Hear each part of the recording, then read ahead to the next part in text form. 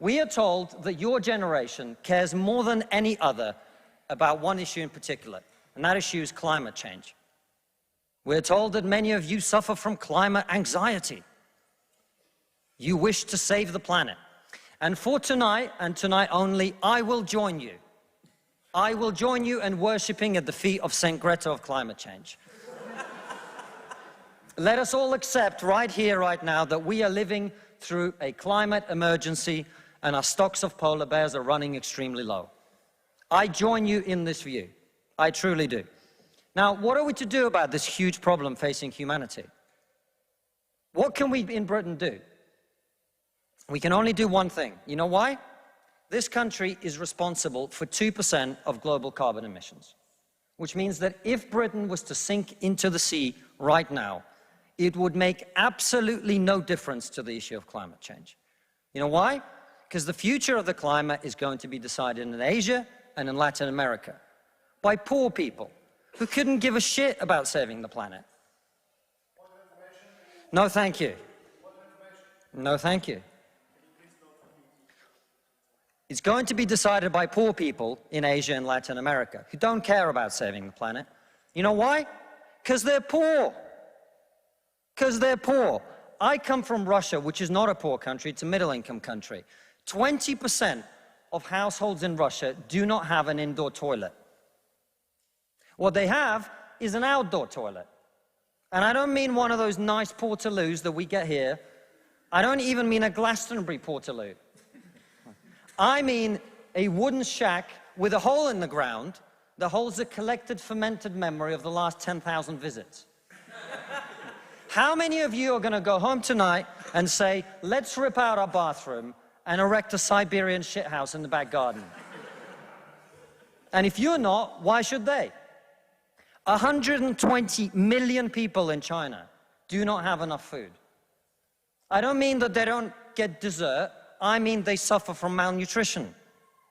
That means that their immune system is breaking down because they don't have enough food.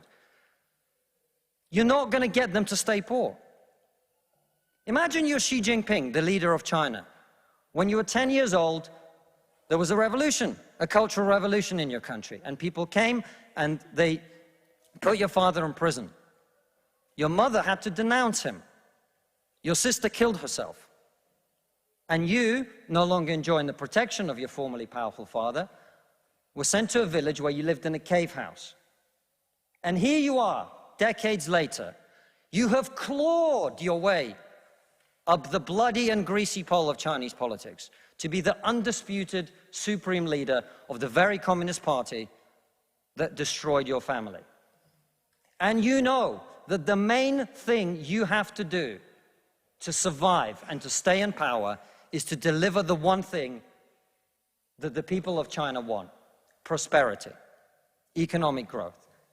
Where do you think climate change ranks on Xi Jinping's list of priorities? A third of all children who live in extreme poverty in the world live in India. That means they are starving and dying of preventable disease. Now, about 15 months ago, my wife got pregnant. Not me, because we're old school.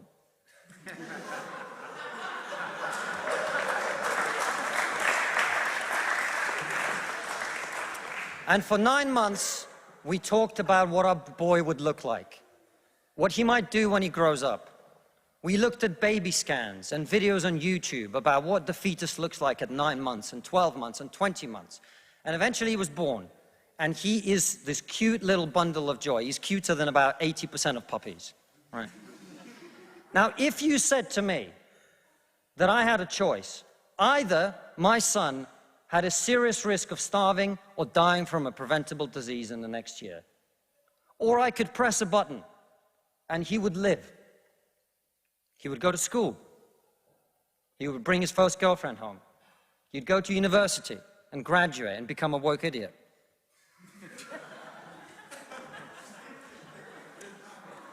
And then he'd get a job and get married and have children and become a man.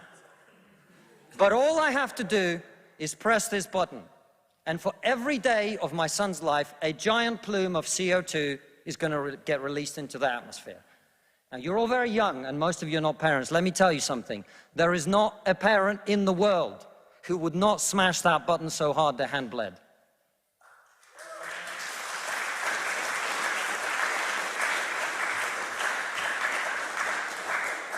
You are not going to get these people to stay poor. You're not even going to get them to not want to be richer. And so, I put it to you, ladies and gentlemen, there is only one thing we can do in this country to stop climate change. And that is to make scientific and technological breakthroughs that will create the clean energy that is not only clean, but also cheap. And no, thank you. And I want everyone to get home on time today, which is not going to happen.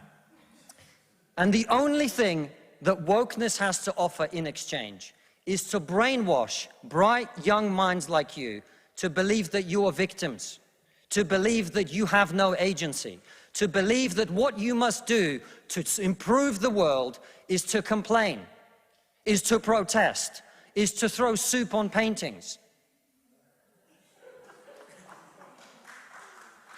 And we on this side of the house are not on this side of the house because we do not wish to improve the world. We sit on this side of the house because we know that the way to improve the world is to work, is to create, it is to build. And the problem with woke culture is that it's trained too many young minds like yours to forget about that. Thank you very much.